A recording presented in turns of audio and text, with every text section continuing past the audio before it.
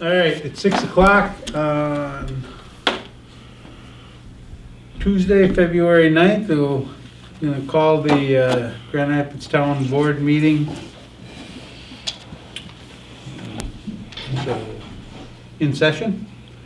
So first thing on the agenda here is we are going to do the Pledge of Allegiance. So I'll stand. Bill, you want to lead us? I pledge allegiance to the flag of the United States of America and to the republic for which it stands, one nation, under God, indivisible, with liberty and justice for all.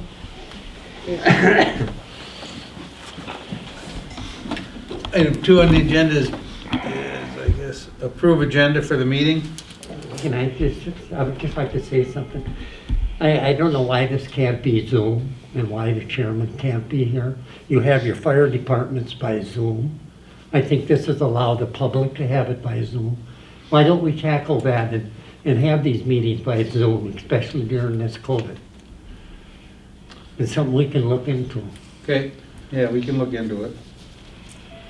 So, And I would assume that the minutes will indicate that the chairman is excused. yes, you can make a note of that, I guess, right now at the beginning or whatever. The chairman is out and he has been excused from this meeting for tonight. All right, item 3 is approved minutes from the January 12th, 2021 Town Board meeting. I'll make a motion to approve January 12th minutes as presented. Motion by Patty Lumby, second by Amber Franz. All in favor? Aye. Aye. Opposed? No opposed. Good deal. We got that down. Now we can go home. All right.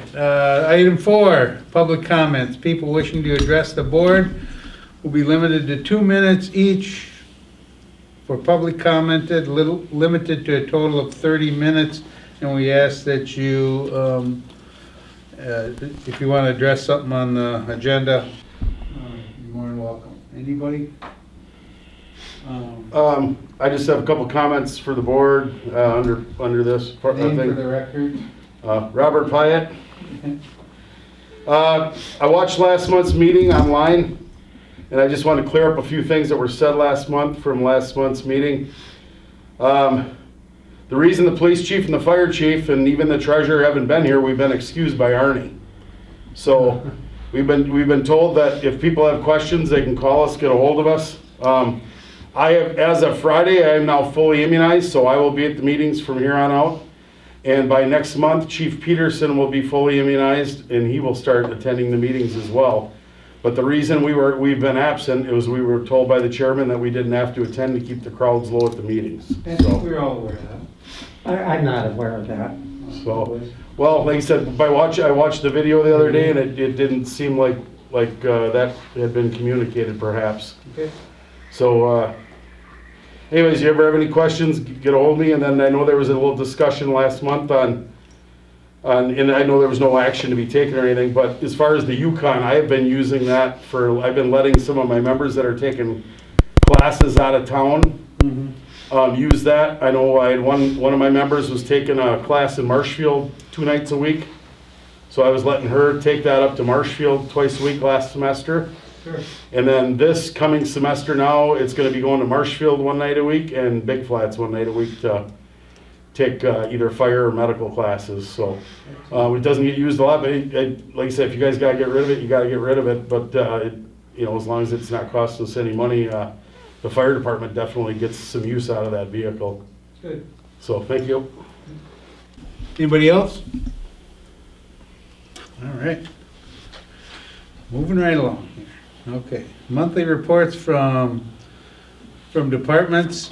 I don't know. We do have the reports from the fire department and police department and the treasurer in our packets. I don't know, Bob, do you wanna? I can read it off. Sure. If you want.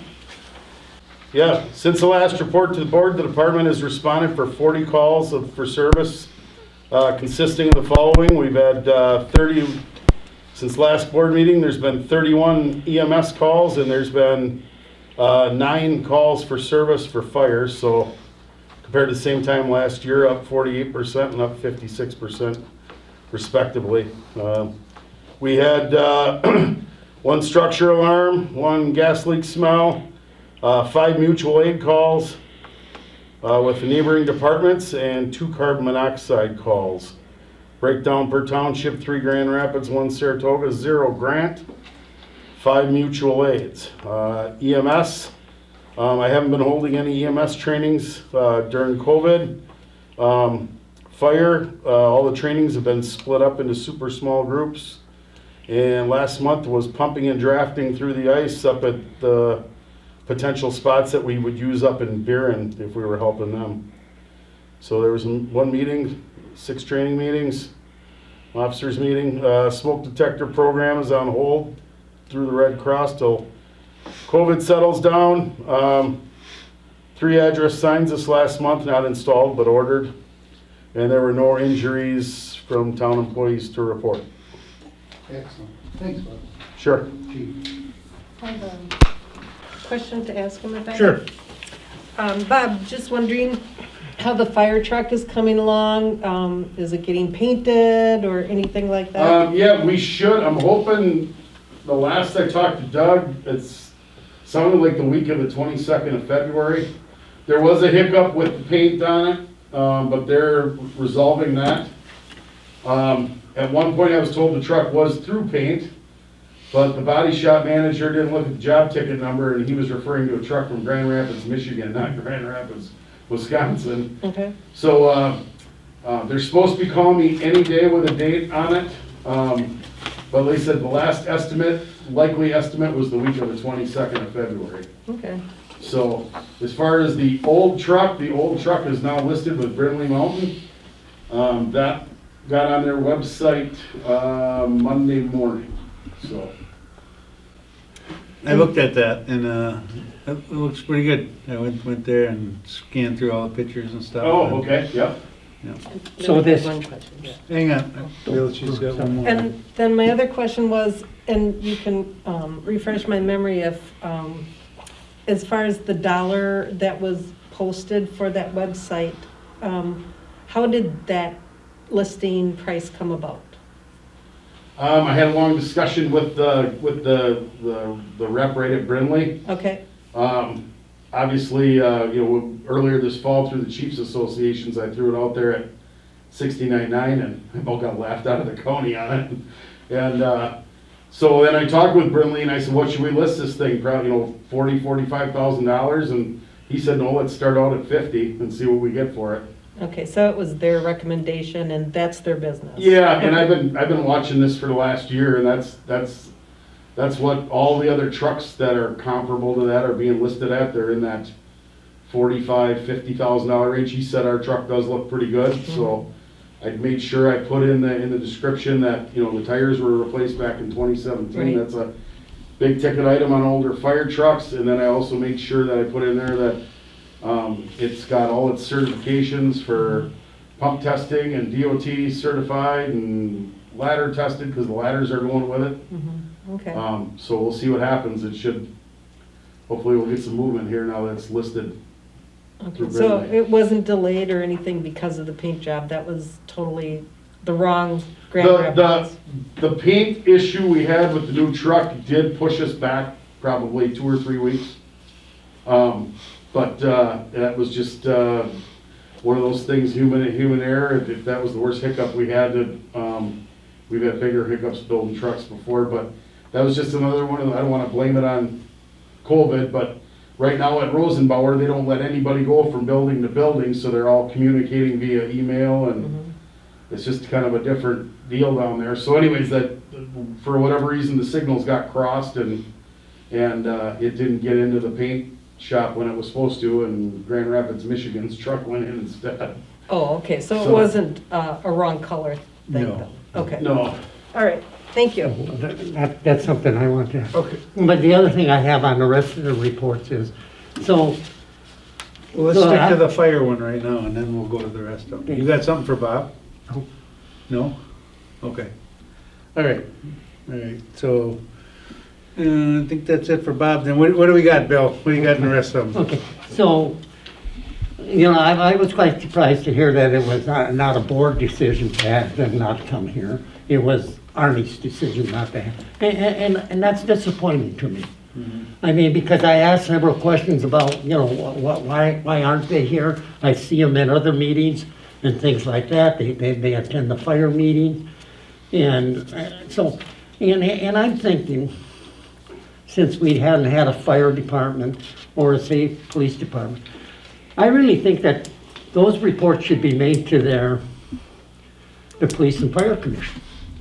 I mean, we can't do anything without the police and fire commission okaying things, and that's really who they report to. I think that's who they should be, because if you've got any complaints about the fire department or the police department, you have to go to the police and fire commission. Okay. Anything else? No. Anybody else got any reports? I see the treasurer's report and the police report are in our packets. Can Lisa read the treasury report? Just so that it is on record? Sure. Lisa, you wanna read it? Thank you. Current month receipts, $3,326,292.53. Current month disbursements, $4,534,673.17. Ending cash on hand, $4,169,975.18. It's been so many months, I don't even know what else she read on here. What else would you like read? Well, she just talks about the cash checking account, the repo, and the money market. Okay, checking account, $105,785.72. Repo, $704,674.79. Money market, $325,111.66. Tax account, $368,257.25. Tax repo account, $2,733,027.83. Outstanding checks, $66,882.07. So total cash on hand, $4,169,975.18. Thank you. Can we get a report then? I know we didn't collect taxes here, but what was done before December, the end of the year? You know, how many people paid their taxes? You could see if Amy would have something available to give. Yeah. Yeah. Yeah. So people could pay their taxes here. They couldn't come in the building. You had to drop them off, and Amy was here working. It's just the building was closed.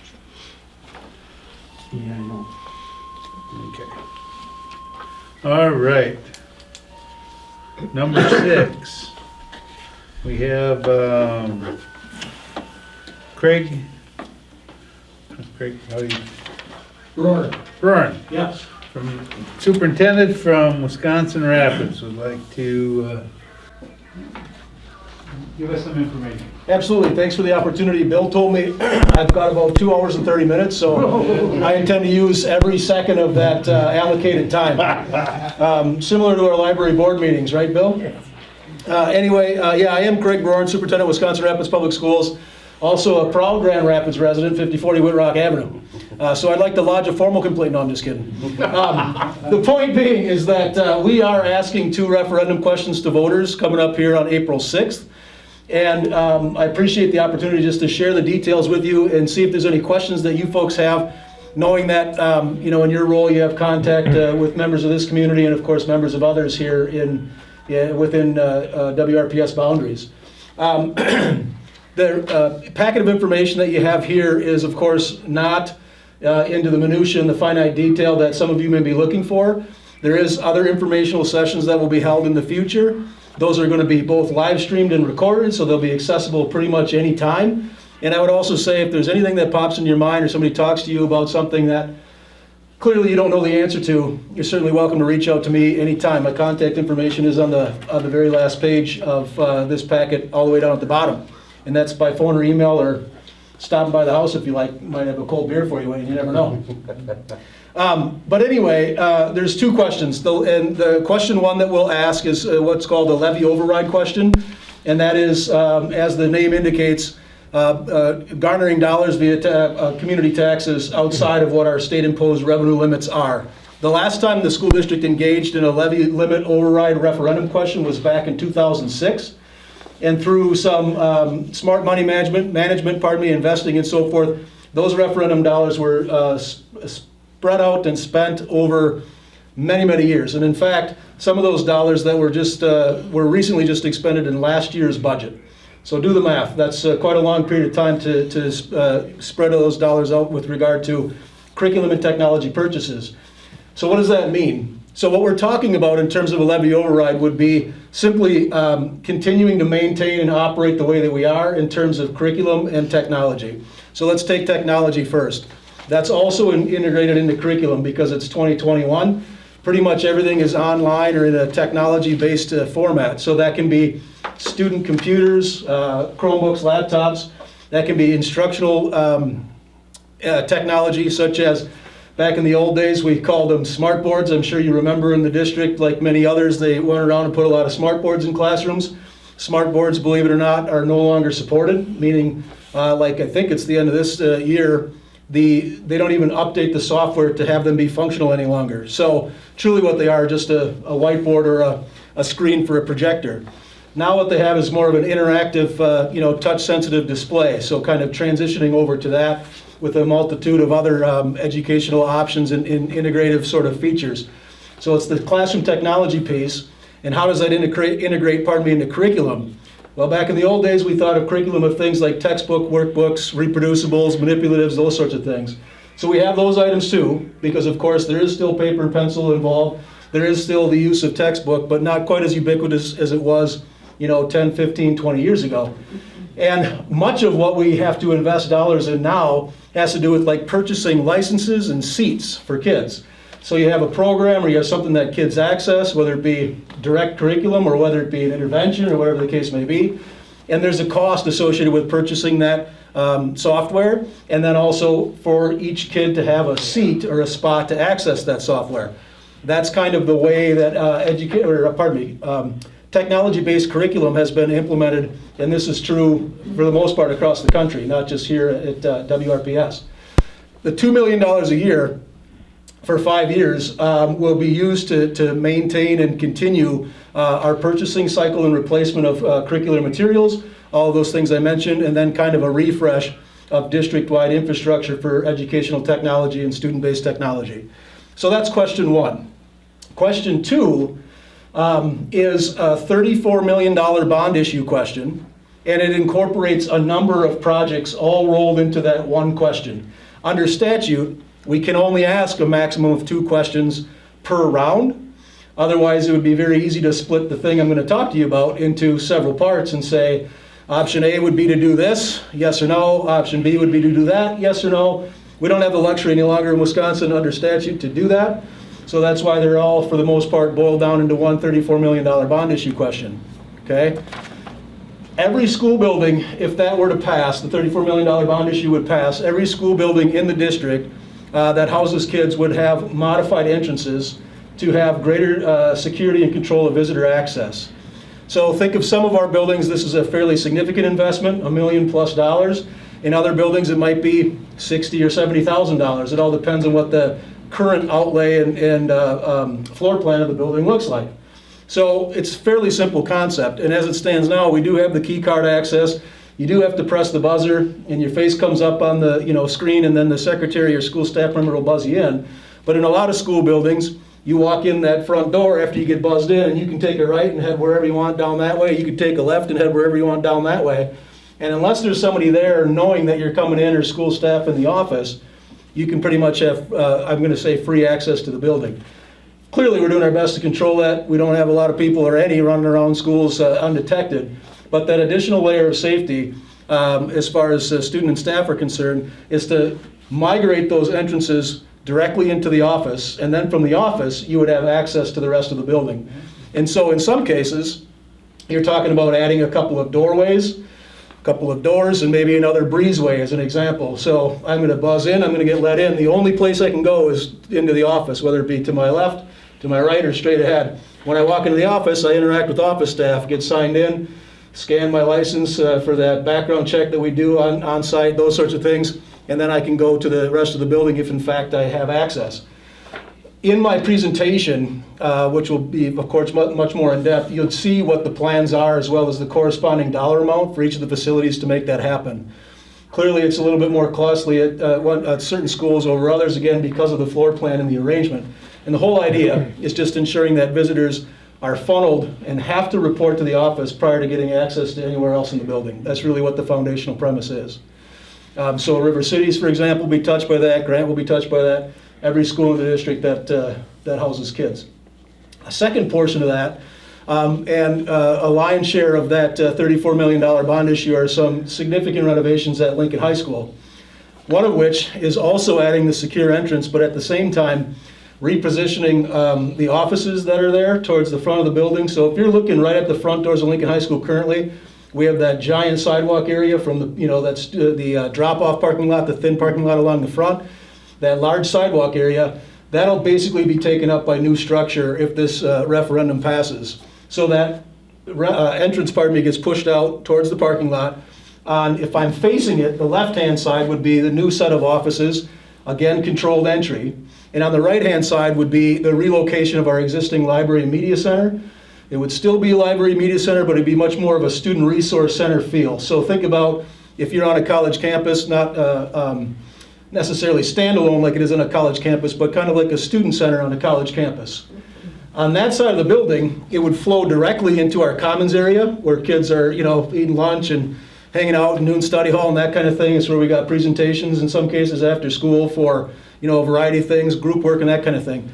So these things would kind of be, continuous. You would have a flexible space to use in that regard from the cafeteria or commons area all the way into the media center, library, student resource center sort of space. So that's the modification on the front. Again, that includes that secured entrance. Why would you be moving the library / media center, student resource center down to the front of the building? The renovations on the second floor, which is really the primary focus of the Lincoln renovations, is to completely redo the science classrooms that are up there. For those of you that have been around town, you know full well, a lot of you may remember when new Lincoln was actually new in 1979. But the labs and so forth at Lincoln, the science labs, of course, are original to the building, constructed in 1979. Science in 2021, significantly different than what we were doing back in 1979. So the renovation of those science classrooms are going to make them larger, and they're going to update them to, let's call it 21st century standards with the appropriate infrastructure, power, gas, water, and so forth, allowing us to do more, cutting edge and let's call it higher end or more current technology sort of approaches in our science classrooms. The rub with the science renovations is, as we make modifications to those classrooms and are increasing the size of them, it takes away where the media center space, that's where we're getting our space from to make this change. That's why the media center then is being relocated to the front of the building. So, those are the renovations at Lincoln High School. Another portion of that, we were just having a brief conversation about this circumstance, would be an addition at Think Academy, which is out at Rudolph. And it is Rudolph Elementary by all intents and purposes. It is a community school. Why is it called Think Academy? For those of you that don't know, several years ago, the district engaged in developing some charter schools within district schools. Think Academy was one of those. And when they were a charter, they are no longer, but when they were a charter, their name was switched from Rudolph Elementary to Think Academy as a result of the development of that charter. That charter is no longer in operation. Think Academy, of course, has retained the name, but it is in fact Rudolph Elementary. I do realize, and I've been here long enough to know, when I came, we were in the process of closing Vesper and East Junior High. At the time that Vesper was closed, there was 70 students at Vesper, 70. When we closed Vesper, those students were moved to Think Academy to Rudolph Elementary. And in that building now there's right around 300 students, pre-K through 5th grade. As I indicated, 300 kids in that area, and our district population by and large, this year with COVID and so forth, potentially being an outlier, but we've planed off at about 5,100 students. And I know back in the old days, we were at 6,000 and, the high 5,000s, and that we saw some drops in attendance and so forth. But we've settled out over the last 4 to 5, if not even 6 or 7 years, around 5,100 kids in the district. Now, clearly, there's going to be ebbs and flows in population, but there's no anticipated precipitous drop necessarily in what our student enrollment would be. Understanding that there's a potential fear that other elementary buildings would close. That is, of course, a possibility. No one can predict the future that far out. But all of our elementaries currently are, for the most part, operating at either capacity or pretty darn close. So we really don't have the latitude in the foreseeable future that we would be shutting down elementaries and that sort of thing. So based on all reasonable thought processes and projections, Think Academy / Rudolph Elementary is going to be there for quite some time. Why am I telling you that? Well, $4.7 million of this $34 million bond issue is to add a gymnasium to Think Academy Rudolph Elementary. Currently what they have out there is the gym to cafeteria, right? So it's a gym part of the day, it's a cafeteria part of the day. When they have group things that they need to have a larger space, they use that space and so forth and so on. It's not even technically a full-size gym. And so the addition of the gym would allow for, flexibility then in things like lunchtime, still being able to do phy ed classes and those pieces of physical education, as well as a pretty nice community amenity for, individuals in that area, and of course throughout the district for use of yet another gym for things like ball practice or whatever the case may be. That I all just mentioned wraps up into the total of a $34 million bond issue question.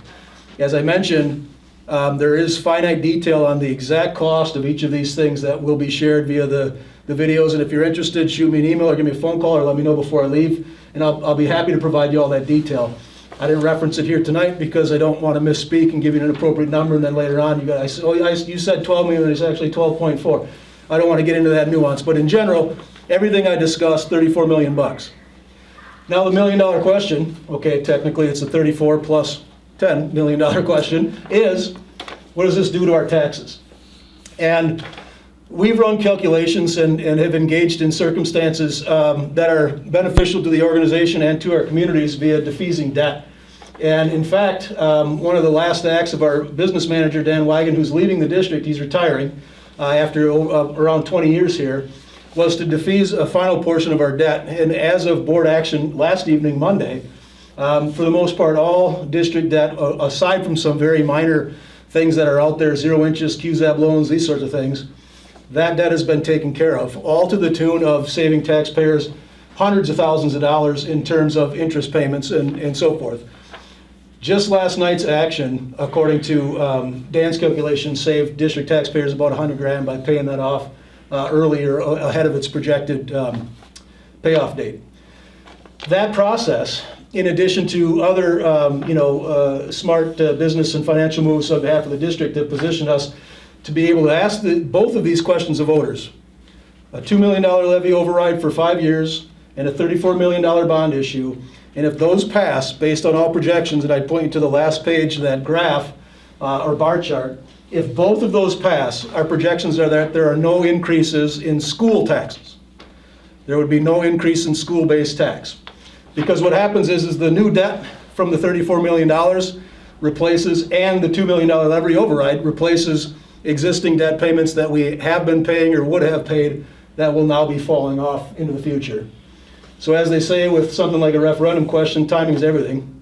That's one of the reasons we're asking 2 questions, and that's one of the reasons we're asking the question right now. I think aside from that, that pretty much covers at least the high points. And if you have any questions, I'm more than happy to entertain them. Anybody? Bill? Is there going to be a debate on this at all? Is the school board going to hold a public thing for people to, when we talk about this and ask questions? Absolutely. So there's going to be 3 sessions, Wednesday, February 17th, Tuesday, March 2nd, and Tuesday, March 16th. Those are all community-based sessions. Will the board members be debating people's opinions on that matter? No, they will not. The board took action to adopt these resolutions as they were statutorily obligated to do so in January. That was an appropriately publicly posted meeting. Had done an open session, and we've had conversations leading up to that, and of course, since then, since January, since it's been approved. Our board voted 7-0 unanimously to pose these questions to voters come April. So debate around the topic of whether or not we should do it, that's already been answered. The answer is, yep, we're going to ask the questions. So now the sessions are informational sessions and getting questions answered that we can. Does that make sense? Yeah, my question is when there's a school referendum or a referendum on different things, there's signs out in people's yard, vote no on this, and there's signs that say yes. And that's what I mean is, I want to be able to tell people you can go and get your information at these 3 So sessions. these are open sessions, just informational. People want to come in, they want to ask questions. Their questions will be answered to the best of the ability by the board or Likely by myself. Board members would be in attendance on their own choosing. Yeah. It's not a scheduled board meeting, no business would be conducted. It'll likely be posted as the potential for a quorum to be present. If board members are asked questions, then they're willing to answer, which I'm sure all of the 7 of my board members would be. They certainly are welcome to. Sure. But clearly, as a board member, similarly to, the questions you asked Bob about the fire department, Yep. there's things that only Bob knows around the fire department, even though you guys are technically responsible for the fire department too. Yep. So it's one of those scenarios. But yeah, and to Bill's question, I, as the superintendent, can't stand here before you and say vote yes, vote no, or anything like that. What I can say is, here's the information. And if there's a no group that says, we hate this is stupid, give us all the information you have and tell us why it's stupid, I gotta help them as much as I gotta help the people that wanna vote yes. Clearly, I think our board is supportive because of, again, their board action to pose the question to voters. But that is not in my business what board members choose to do or not do. So there might be a yes committee, there might be a no committee. Our board may be involved in either one of those committees, and frankly, that's not my problem, nor should it be. Patty. All right, thank you. So one of the questions that has been posed, you had mentioned about the $100,000 payoff that helps as far as cost reductions. Is there further discussion that will be presented to present further cost reduction programs that may be in place or are speculated to become in the future in order to offset this? That you've taken that into consideration, for absolutely. Yeah. So that's a great question. So let's pretend this passes, and then what does that mean for the future, you're saying? Are we going to engage in similar business practices, take advantage of what we have access to, and be wise with taxpayer dollars? That's kind of the breadth of your question, correct? And I would argue the answer to that question is yes. Now here's the double-edged sword, which you folks are keenly aware of. Our state develops a biennial budget relevant to education and everybody else, right around starting this time of year. And there isn't a human being walking the street that can tell you what the next iteration of the biennial budget is going to look like, guaranteed.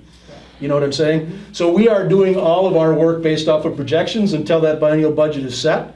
If there's an individual walking the streets that can tell you what it's going to look like 5 or 10 years from now, I'd like to meet them, right? We can do a really good job. We can do an outstanding job, and we can be super close on our budgets, and frankly, barring, bizarro budgets, which do happen, but barring very crazy swings for whatever reason, either to the good or to the negative, we can be within what we think we're going to get from the state within a couple percent. Remember, on a $70+ million budget, a couple percent can be a pretty big number, right?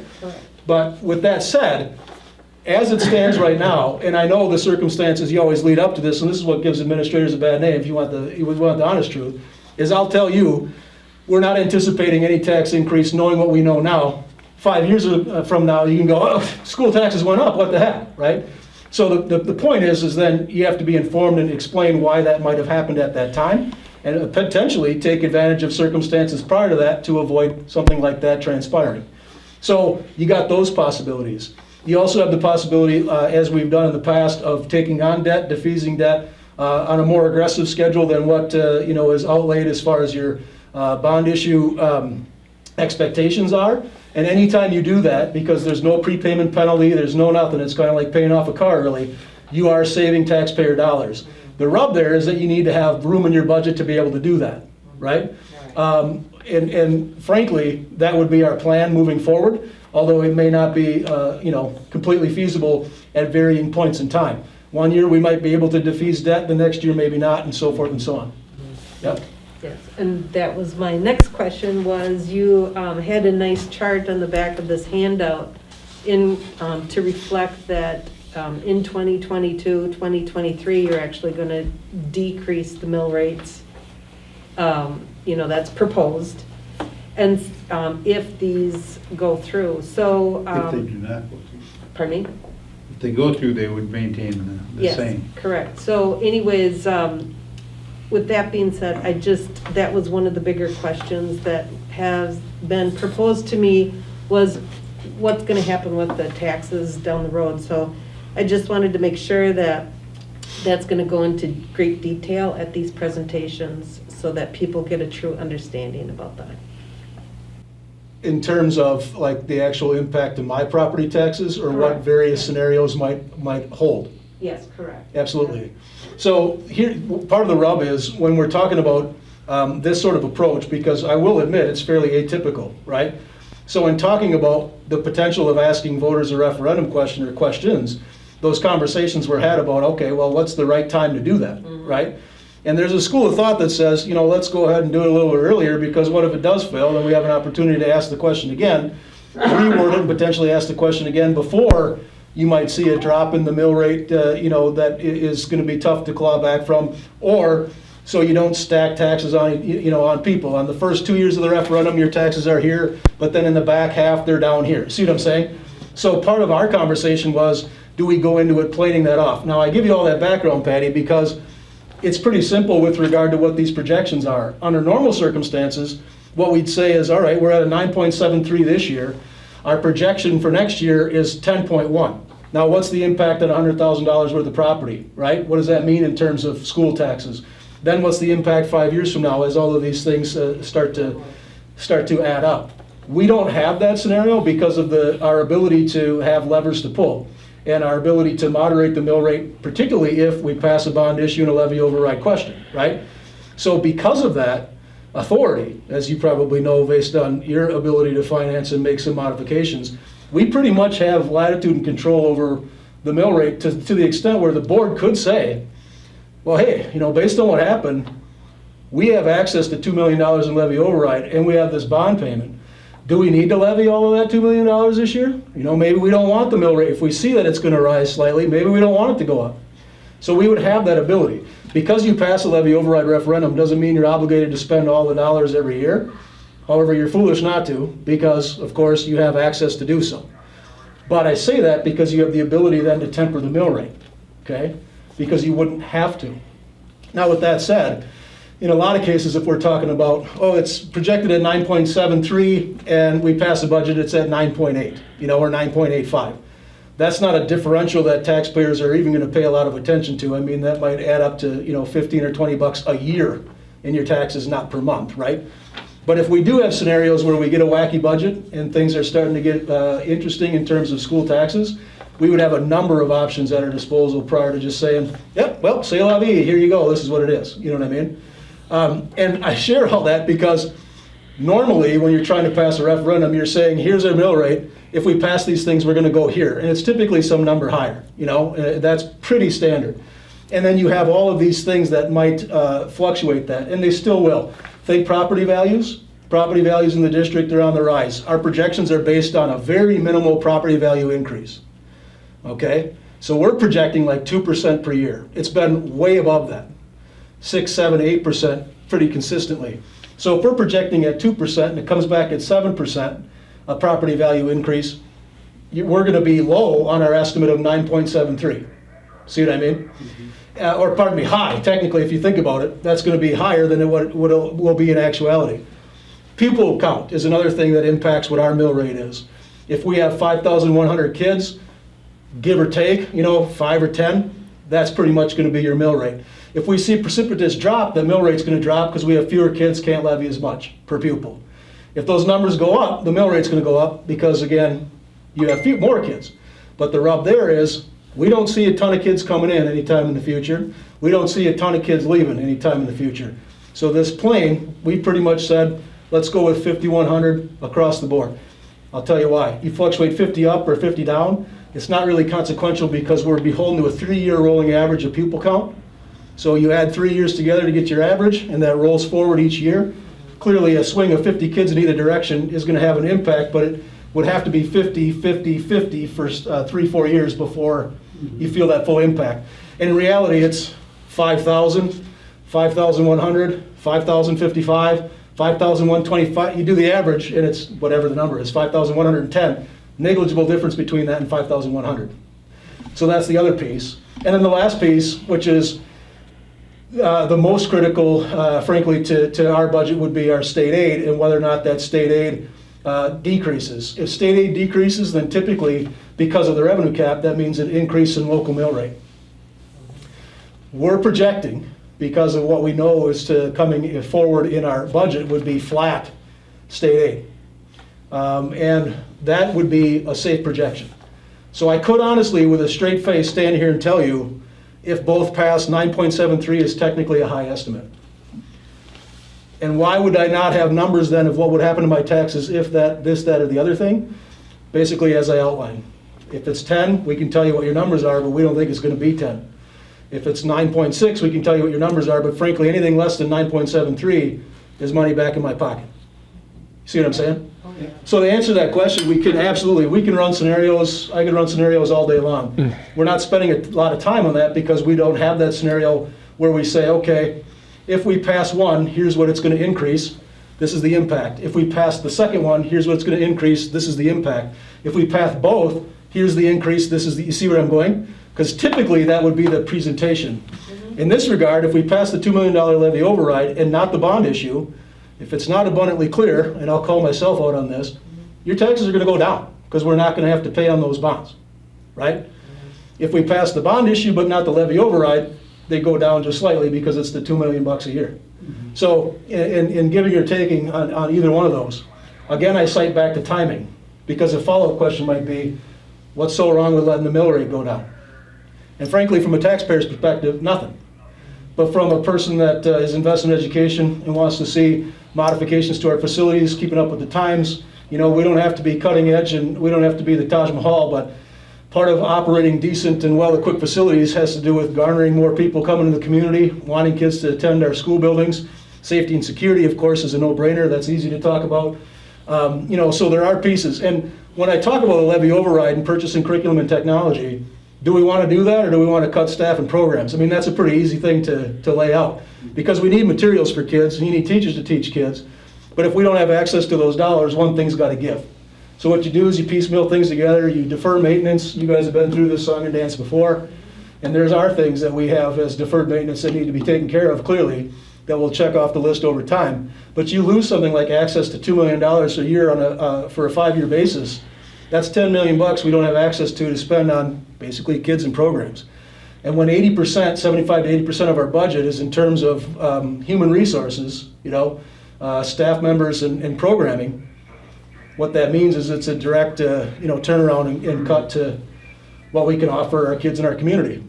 I'm also not standing here selling you a referendum in that regard. I know some communities will say, if this doesn't pass, here's all the things we're cutting. We're cutting this, we're cutting that. I'm not a fan of the threat. What I'm a fan of is going, here's reality. Clearly, if we don't have access to $2 million a year for 10 years, there's going to be a consequence to not having that, right? It comes in terms of reductions in a variety of things. Some things are intensely student-specific that, you know, we lose out on opportunities for kids. Some come in form of human resources. Some come in the form of not doing maintenance projects, and it's likely a combination of all three of those things. Thank you. Yeah, you're quite welcome. Thank you very much. Amber, do you have anything? Not any questions? All right. Anybody? All right, well, thank you very much. Thank you. And I hope you don't think me rude, but I'm gonna jump on it. No, Yes, I you did. can't believe you wouldn't want to stay for this very enlightening. I appreciate your time. Yep, Have a thank good you. night. All right, we'll move on to item 7, is consider possible action. Absolutely. All right, we're gonna consider possible action for the Village of Port Edwards Trail Signage Project. Okay, and I am gonna throw this over at Amber Yeah. to, So actually, if we can postpone any action on this, just because since I asked for it to be on the agenda, did get additional information that there's gonna be a meeting, hopefully later this week, but coming up soon anyways, where the village administrator will have discussions with us on like more details, and we'll have a lot more Okay. information on how to move forward with it. So just need a motion to table it till next month? Mhm. I'll second. Who made- Did you? Amber, Okay. Amber made the motion? Patty seconded it? All in favor? Aye. Aye. So can I just, she said that there's going to be a meeting on it by the village administrator with us. Do you mean with your committee? Yeah, so, he sent it to Ernie and myself to just have a discussion, yeah, and then it'll go back to the committee to discuss, and then we'll bring it back to the board. So there's really no action that we can move forward with because we don't have enough information yet to move forward with anything. They sent at the last committee meeting, they did send some information over on what they're looking to do with seed funding to essentially make all the signs throughout the Southwood County trail system uniform. But as far as additional information on, what the signage looks like, the timeline, number of signs, all of that, that's going to be additional information coming in that next meeting. If you and Artie have a meeting with that on this issue that's been postponed, you're going to have to make notice of that meeting. The public, because there's 2 members of this board going to be there. Well, the email went to Arnie and myself. I don't know, It went to us? to Arnie and myself, Oh. yeah. Okay. Well, we'll make sure that we're covered on that when that meeting is, and make sure that we're within our rules. Right now, we're just gonna table that. I think, we vote on it? All in favor, aye? Any no's? All right, moving on. All right, number 8, consider and possible action on options for purchasing replacement AEDs. This one here, I'm gonna ask Fire Chief Pyatt to kind of give us the detail on this one. All right. What I've discovered, late in the fall, like right around budget time, I started, as I get inundated with other emails and whatever. The town currently has 13 AED units that predominantly were purchased through the fire department. A number of years ago, Chief Bone made the decision to keep them in the squad, keep 6 of what we had in the squad cars, because the cop, there would always be a cop under it. Anyways, I started getting some emails and some stuff coming through that Stryker had a recall on Life Pack 500s. Well, it, I didn't get at it right away. I'll admit that right away. I thought, well, I'll look into that. Anyway, so obviously by the time I started looking into this issue, the budget for 2021 was already iced. So a lot of what I'm going to speak to you about is just awareness that I basically found out that 10 of our 13 AEDs are junk. So, so right now, the working AEDs we have, one is over at the PD and it's getting bounced from car to car. And then obviously then there's 2 of them over here at the fire department, one that stays in car 1 all the time. So I started doing some shopping and the first quote I got was so obnoxious I couldn't believe it, but so if I stayed with that same name brand,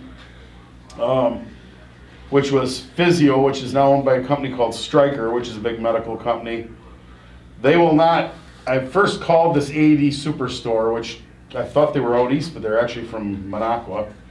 Talked to AED Superstore, told them I wanted some of those Physio Control, I wanted a quote on Physio Control AEDs.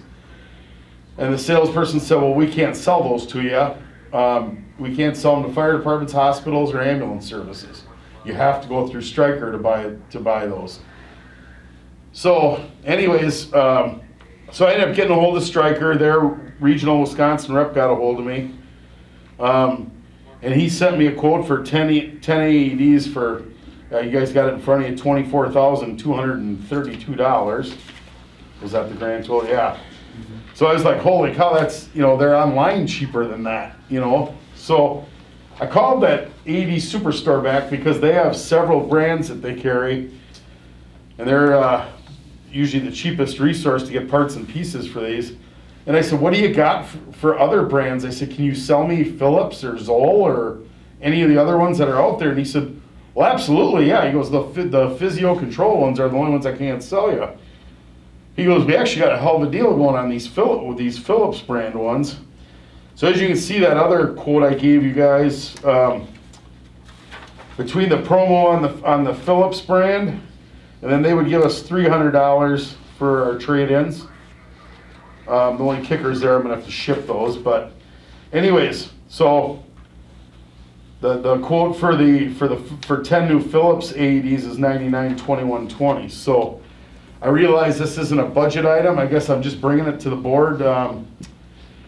Like I said, I'd like to stay at that number 10. I'd like one to be permanently mounted over in the town hall. We have elections over there, and when the meetings go back over there, and then I'd like to see them back in the squad cars, and then with a few of our key medical people and officers or key people over here at the fire department. So. Like I said, I realize this was not in our budget, so I'm looking to I'm talking to the board to just to tell you what's going on, to get you up to speed that that these devices are junk. I ran every one of them through the test that Stryker recommended, and every one of them failed.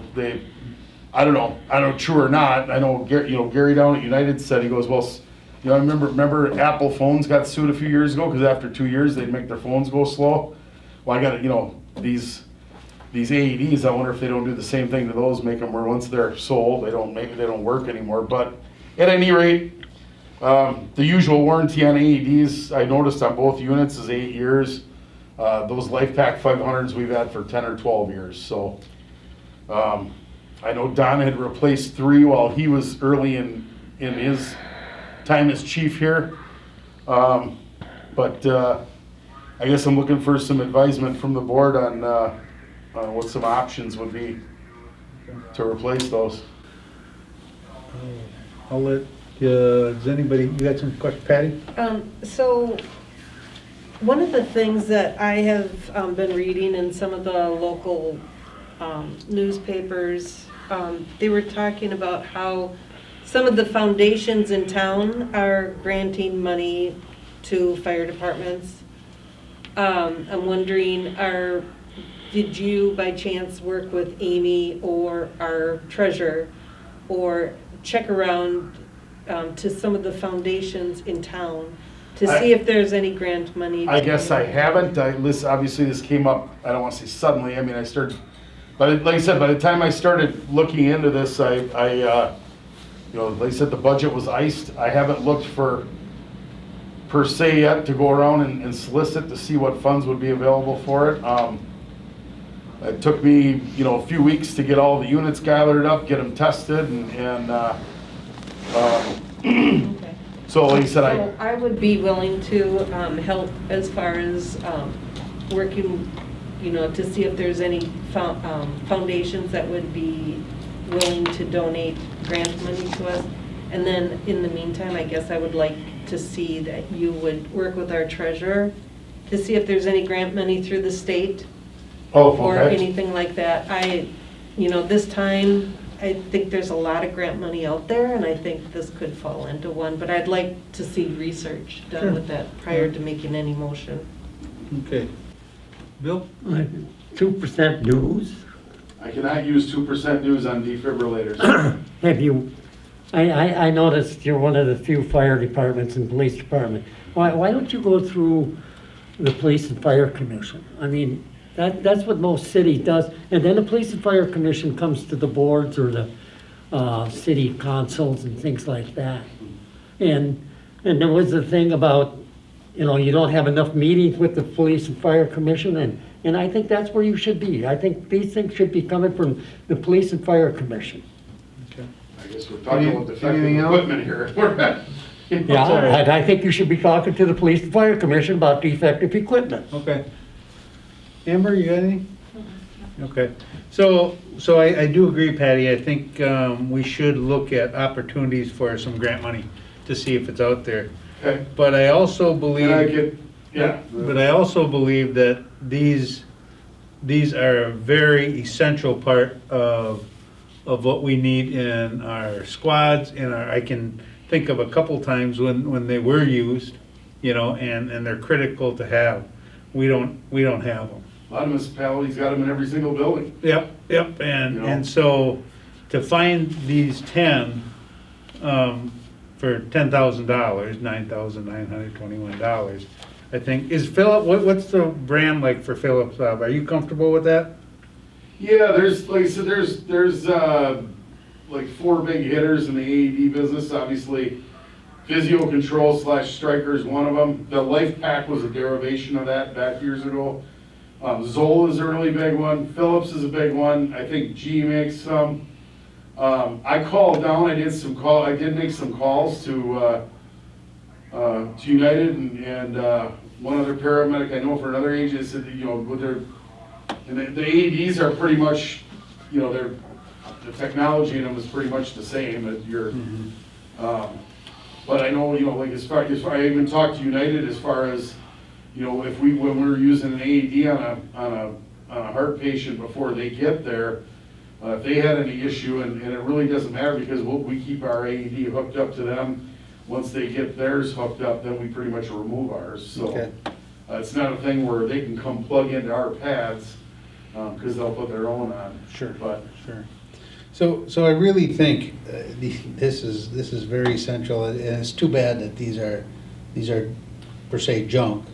What I would like to see, and I know you can't talk on behalf of the fire department, but if you could bring it up at your next meeting, if the town is willing to come up with $5,000 for this project, and you would present that to your firemen, and possibly out of out of our celebration funds.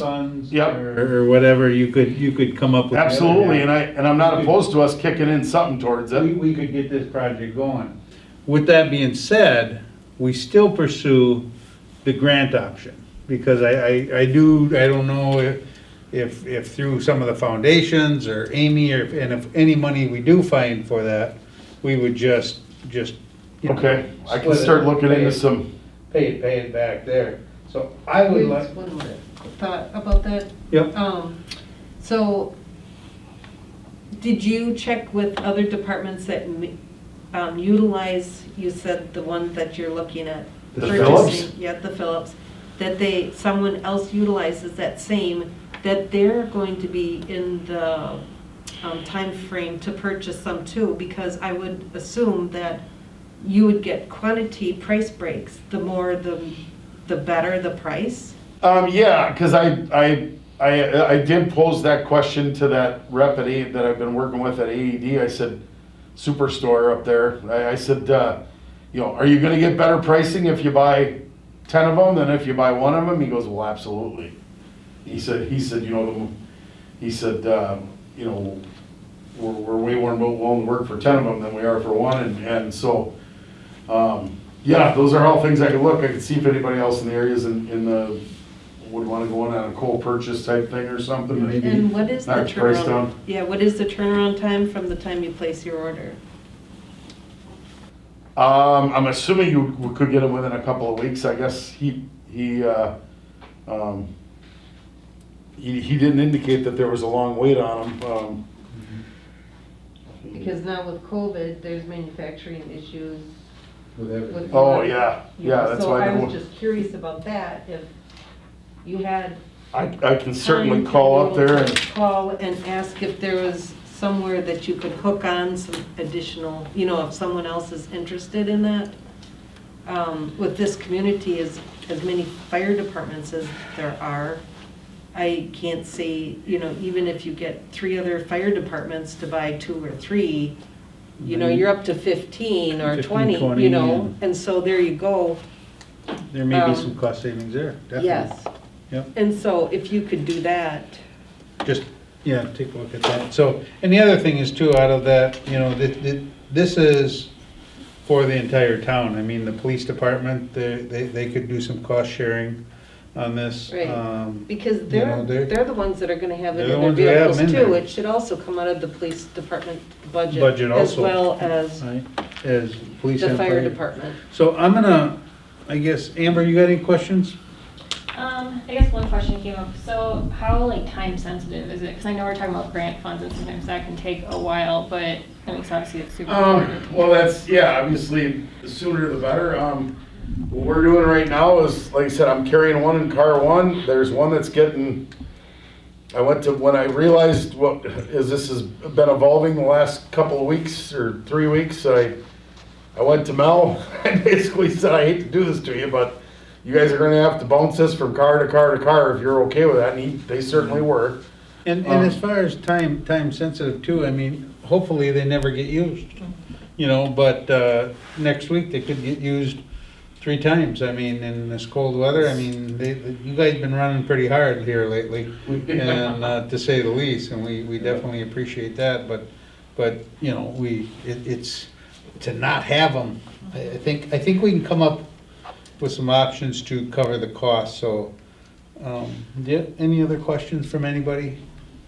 I Well, I just guess- want to make one more comment, that I really feel that there should be a shared cost between the police department. You know, if a motion is made, for it to be a shared expense with Yep. the police department, the fire department, and then the town Yep. budget, and it shouldn't all just fall into one. I know it all comes out of the same, Well, yes hat, and no. but it doesn't, You're so right. I'd like Okay. it to be shared. So I'm gonna make a motion, and Bob, did you have anything else? Well, I was just gonna say, and if you know, if the board doesn't, I didn't expect to walk out of here with a check tonight, I didn't, you know, but obviously, you know, I realized as this was coming to light and I was getting these recalls Making it work. notices, Yeah, Bob. like you said, the budget was pretty well iced already for 21, and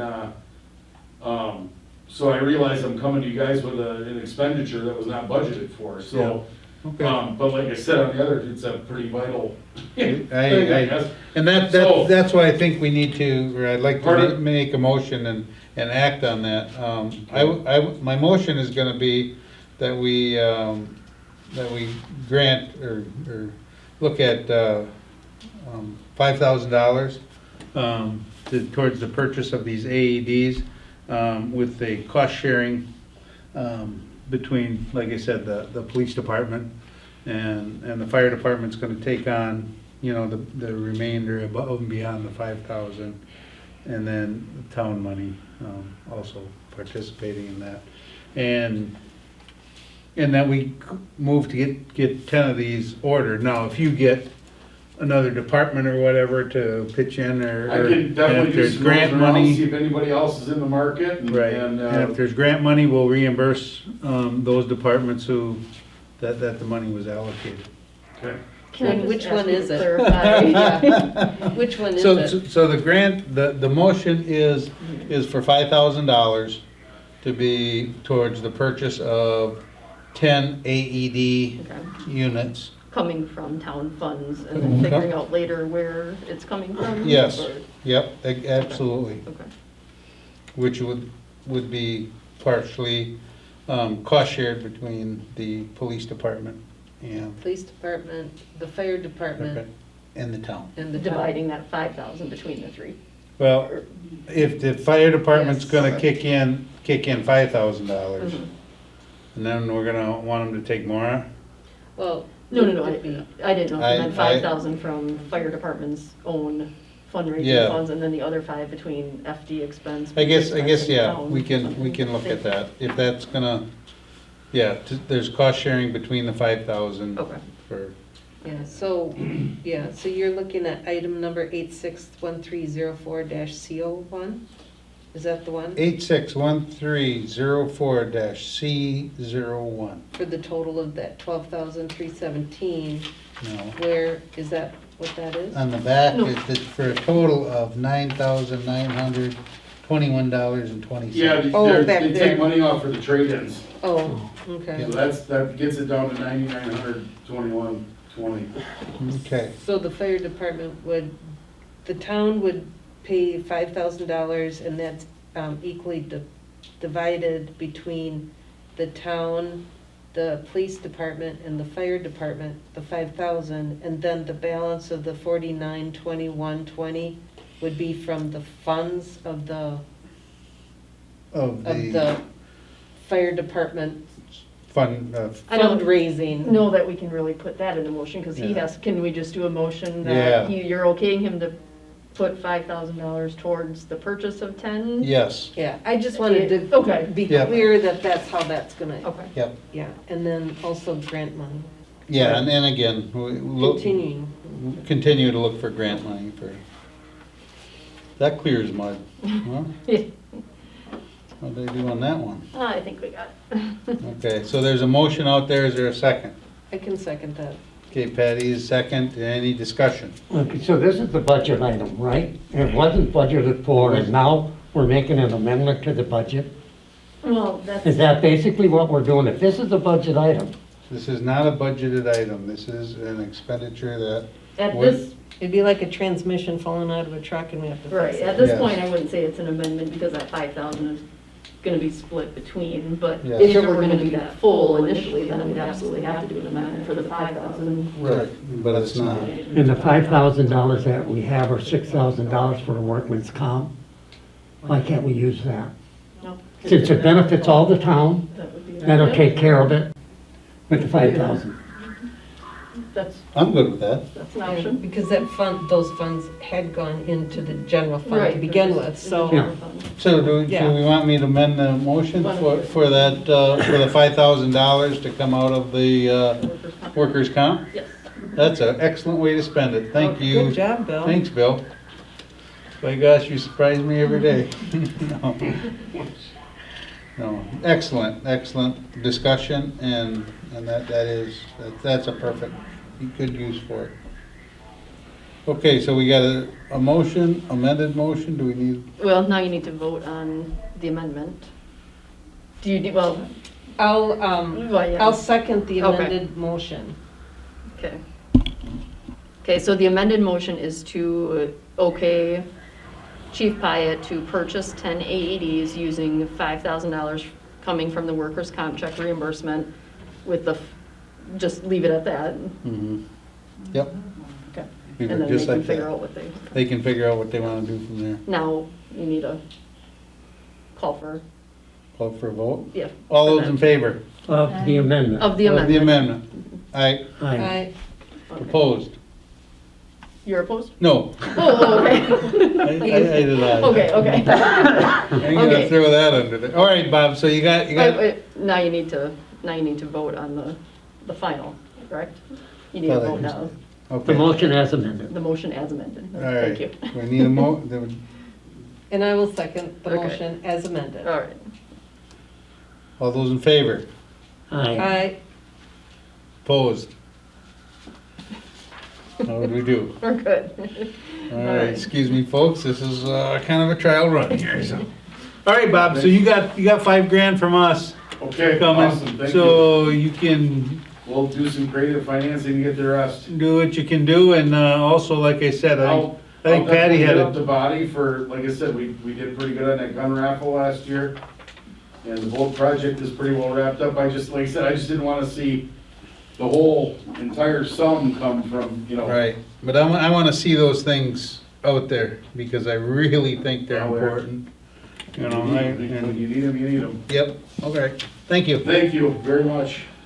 All right, moving on. Number 9, consider and possible action on the City of Wisconsin Rapids request to annex of parcel 0700640 for a baseball field at the proposed WRPS Lincoln High School Athletic Complex. Okay. And just a note, there is no lost revenue on this, as there are no taxes paid on this parcel, so just so you know. So I'm looking for a motion. I'll make a motion just for discussion. And I'll second it. Um, Discussion. yeah. What do you got, Patty? So, what what would happen if we'd actually say no? I mean, what are we actually giving up? I'm not quite understanding this. What are we, by annexing or allowing them to annex or take that? What is the town of Grand Rapids actually forfeiting by doing that? Because if there's no tax revenue, I guess I don't understand that part. Because there's no tax revenue, the town isn't losing anything financially. Mhm. It's the same as the airport annexation. They're just allowing it to, Yeah, I realize, I see the map and I understand that, but I just, out of curiosity, what are we actually forfeiting? I mean, I understand square footage or The land footage, itself. again, acreage out of the town, and our town is becoming smaller, I get that. But is there any other consequences to, and maybe Bill might know this, by continuously losing acreage in the town? Anyway, there's three things have to be met in any annexation. You must want to go, they must want you. You know what I mean? And basically, that's it, and then they're agreement. But here's an opportunity to get something, some cooperation. It means nothing because it's taxes, you're right there. But still, it's a cooperation. We could have more cooperation on 48th Street from Highway 54 to the industrial park. We have no cooperation there. We have to even plow it and everything. You know what I mean? And the same way with what's the road goes by Mariani's? Washington. Washington. We could have more cooperation on the repair of that road because it actually delivers to the city now Sure. because they had it. I think we should ask for some cooperation with this. You know, Okay. I think, let's get together. I mean, in my mind, they took the airport, which is, I think, utterly disgusting because, you know, but they still have, we still have Mid-State in ours, and they supply water and everything to that. You know, so I'm just saying, I'm voting no against it unless we can sit down with the city and say, look, let's have some cooperation here. We'll sign this annexation, so. I mean, I see that they are trying to cooperate with us as far as the walking trail Yep. goes. You know, so I'm hoping that that is the beginning of a new endeavor of and new collaboration. administration. Yeah. This is a new administration in the city. And I agree completely with Patty. I think this is, they are working with us on that trail. I think this is, you know, there's some trust here and we need to work together. That's all. So, And go ahead. I disagree with them working with us on that trail. Nick probably did about a $10,000 job for those people. He wrote up everything. The city didn't do anything, as far as I'm concerned. They turned it over to Nick to do.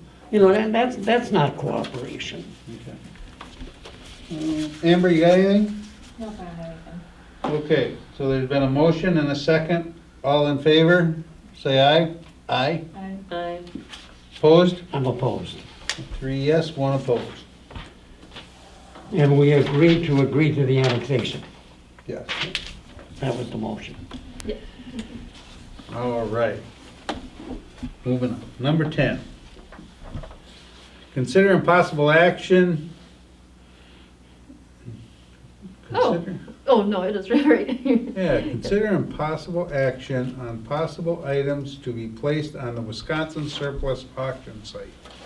Okay. So on there, I think there was the main office large copier. Yes, that'll be replaced within the next couple weeks here. And Okay. then Chief Peterson has 2 tough books that he's ready to list. Okay. Is what? 2 tough books, 2 of the tough book laptops that are in the squad. Yes, gotcha. Okay. And that was it this year, huh?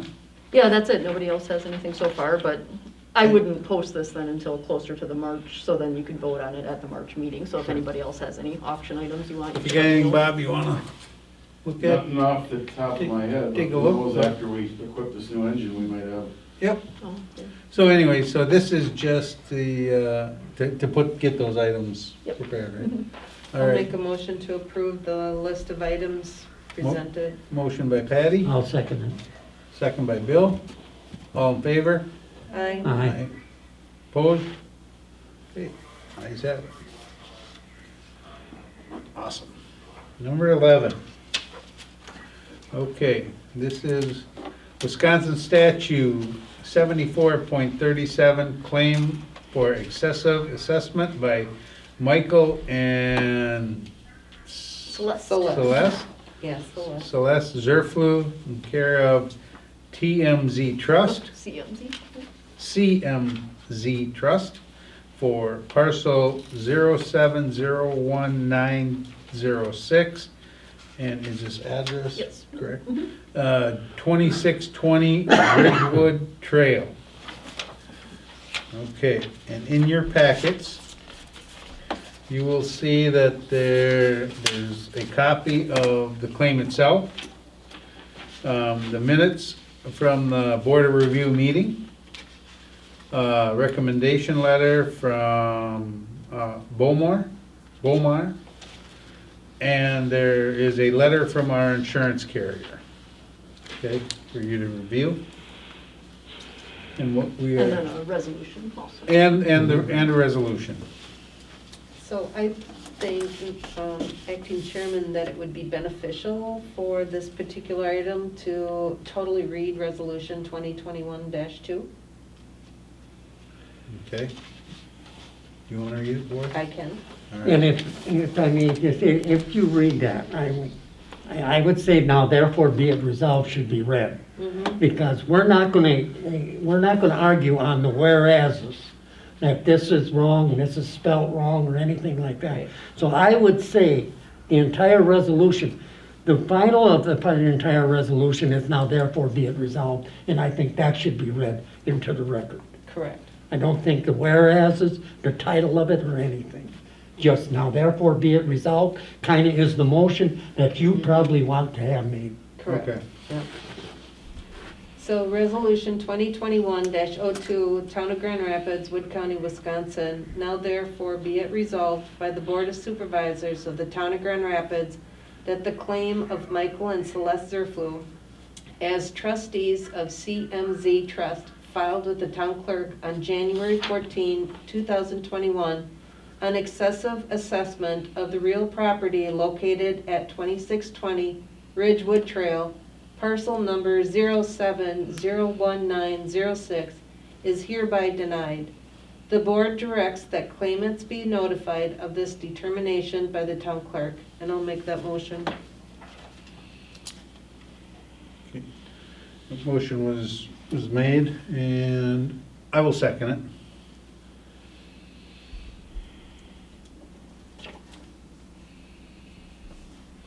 So I want you to read that motion just so it's clear. The motion, Yeah. as Patty read it? Yep. It is to approve resolution 2021-02. Right, and the motion itself will just be motion to approve resolution Yeah. 2021-02 as Yep. presented. And as presented, yep. All those in favor? Aye. Aye. Please just ask for discussion in case there is Oh, any. oh yeah, sorry. So there's been a motion, there's been a second. Do we have any discussion? There's no discussion at this time? All right, so I'm gonna call for a vote. All those in favor? Aye. Aye. Opposed? Four in favor. Okay. All righty. Thanks, Patty, for doing that. You're welcome. All right, so again, you have the January disbursement vouchers in your packets. Does anybody have any questions, concerns, issues? No? No. Do we need a motion to approve that? No. No, we don't? All right. Nice. Your signature is your motion. Okay. All right, here you go. I'm not putting it in my stack and taking it home. Unless you take it home. Unless I take it home. All right. We are on number 13, which is operator license applications. I can read those. Sure. Make a motion to approve the one-year operator's license application for Diane Rosenthal for Jammers, Rebecca Vine, The Store, and Sierra Winkleman, Bud's Corner Mart. Okay. So there's been a motion. Right. Second by Amber. All those in favor? Aye. Aye. Opposed? All right. You already signed it? Oh, she got it. Good. All right, monthly reports. I guess I'm gonna start off with the Public Works guys. I did have a conversation not recently with Rick. And I did not see a report from him either. But I did talk to him last week. Looks like the plowing is going pretty well. I mean, everything was working at that time. I have not heard anything else. And like I said, they were out and about, pretty much clearing everything, and that was about it from them. And I went through two things.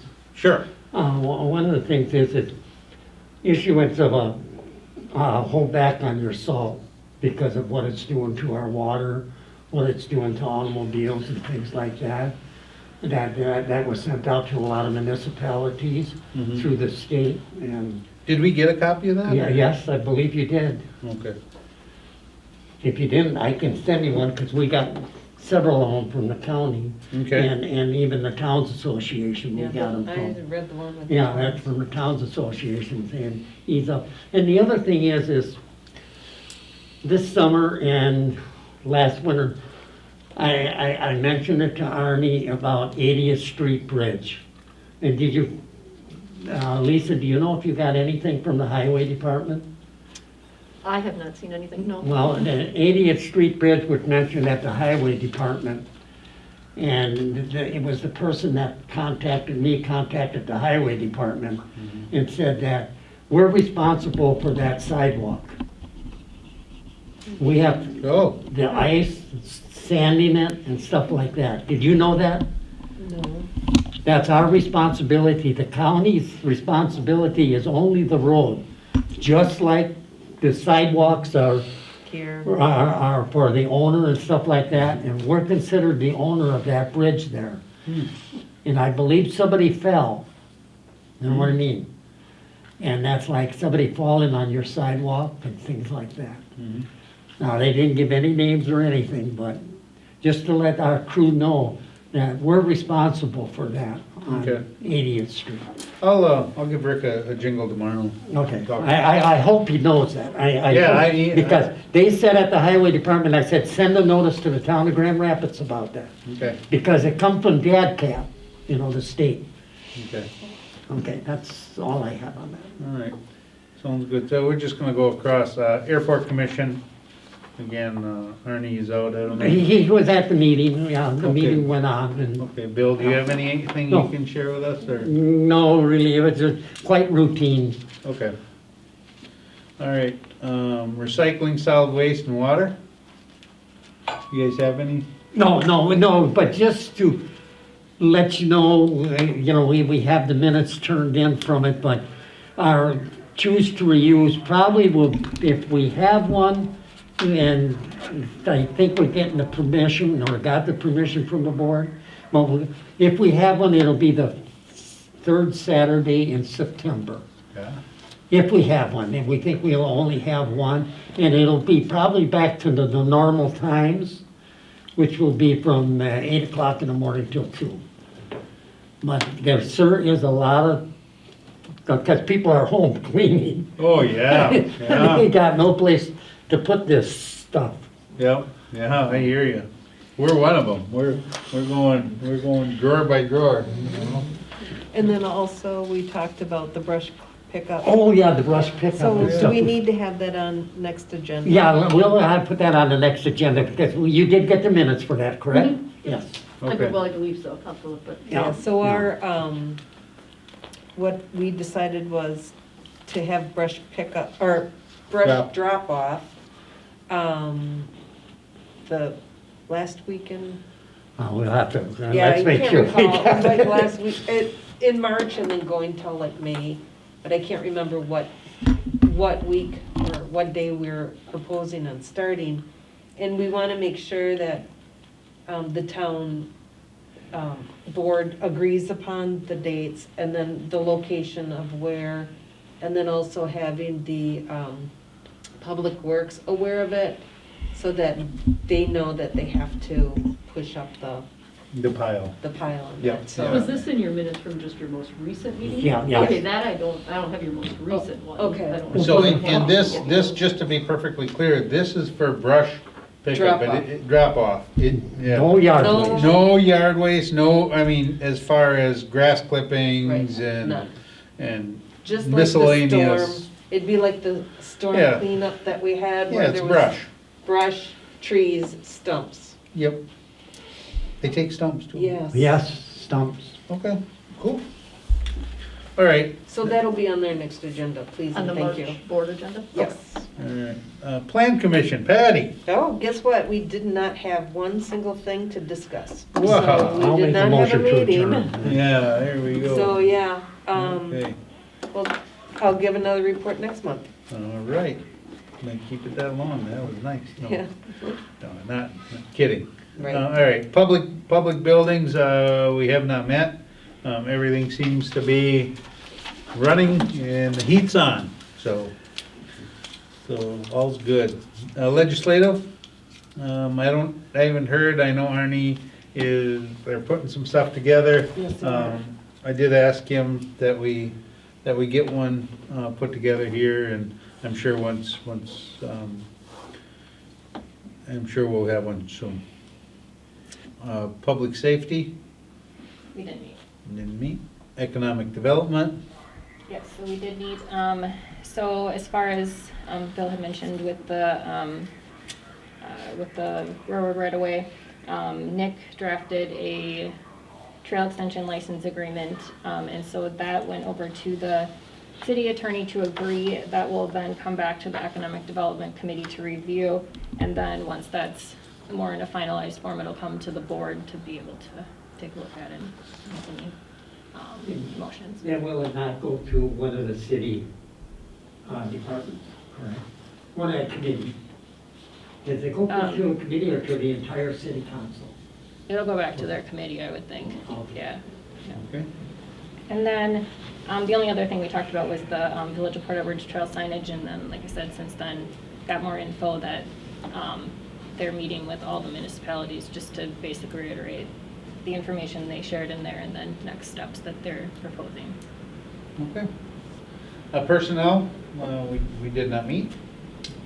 WTA meeting, Bill? Hopefully, trying to get a couple of town chairmen to agree to having a meeting, and we have to have it, I think we're gonna have it by either Zoom or some other means, but probably be the third Friday in September, in March. Mark? Third Friday in March. Hopefully, we can do that. Hey, A lot of towns are not doing that, and we've been the most active since 1947. Hey, Bill, is there any conversation about moving that from a Friday night to another night? Oh, yes, and other things that are being talked about with the town of Richfield up there and the town of Rock is the fact that we're gonna eat first and then have the meeting. Okay. You know what I mean? And it'll be before the 7:30 meeting, and you'll get there at 6:30, we'll conduct that business, and then immediately after, we will start the meeting. Okay. Yes, there is talk about putting that right on an agenda. Okay. And Friday nights, yes, Okay, all right. Because, yeah, Thursday, well. unless we have them up north in the summertime. Yeah, well, and here we go. Now, okay, good. Reports from individual town board members. I'm gonna start with Amber. You have anything? Nope. No?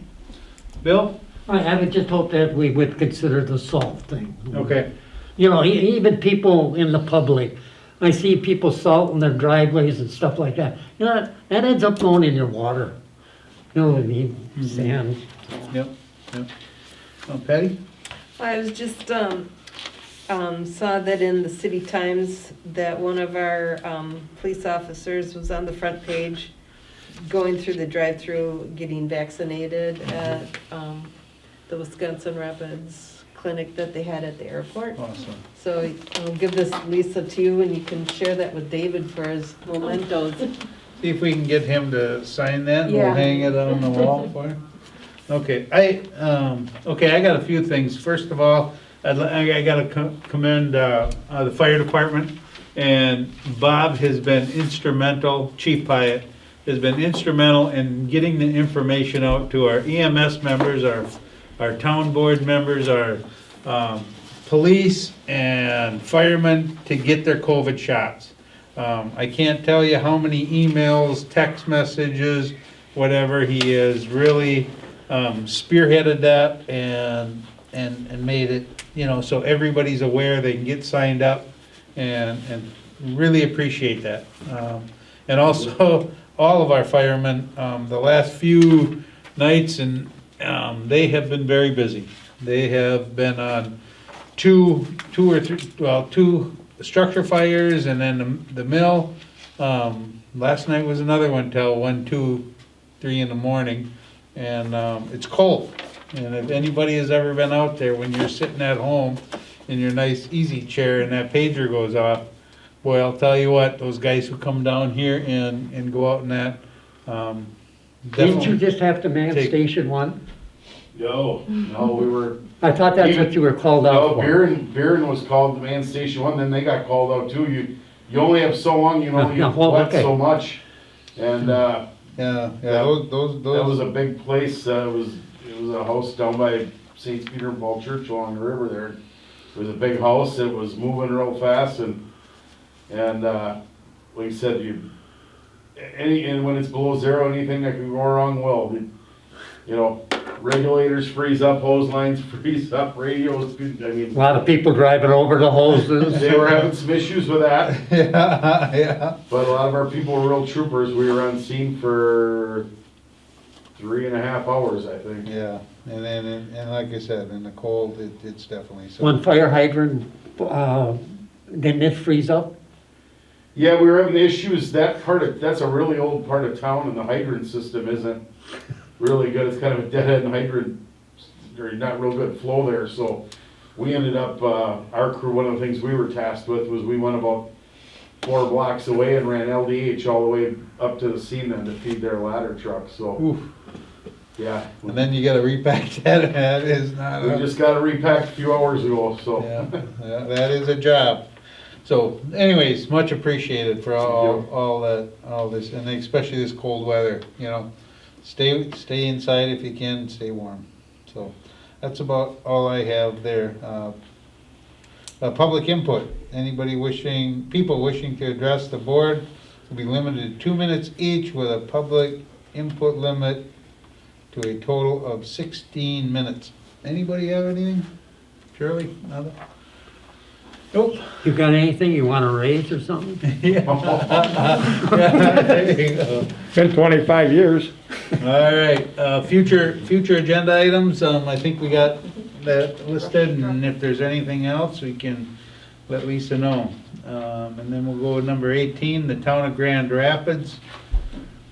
The Grand Rapids Town Board will move into closed session pursuant to Wisconsin statute 19.85, parentheses 1, parentheses C, considering employment, promotion, compensation, or performance evaluation data of any public employee over which the government body has jurisdiction or exercises responsibility for the purpose of considering special employee leave of absence policy provision and applicable for contagious infectious disease. I will make the motion to go into closed session. All right, motion by Bill, Oh, second. second by Patty, roll call vote. Bill, Aye. Patty, Aye. Amber, Aye. Dan, aye. We are in closed session.